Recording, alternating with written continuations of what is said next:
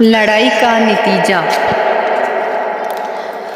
दो लड़कियां समुंदर के किनारे टहल रही थीं। एक ने लड़ाई चलाई, वो देखो सामने सिप्पी पड़े हैं। ये सुनकर दूसरी लड़की आगे बढ़ी और इसने सिप्पी उठा ली। पहली लड़की बोली, तुम ये सिप्पी नहीं ले सकती, ये मैंने पहले देखी थी,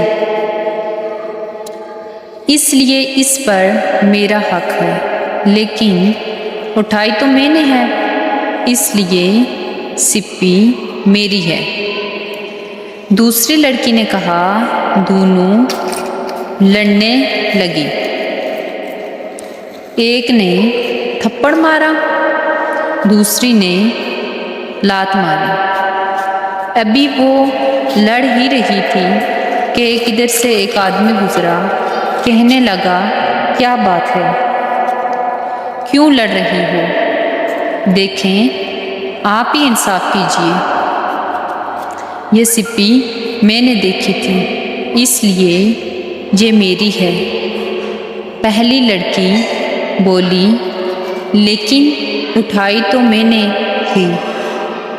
दूसरी लड़की जल्दी से बोली, इस आदमी ने कहा, मुझे सिप्पी दिखाओ, मैं अभी फैसला कर देता हूँ।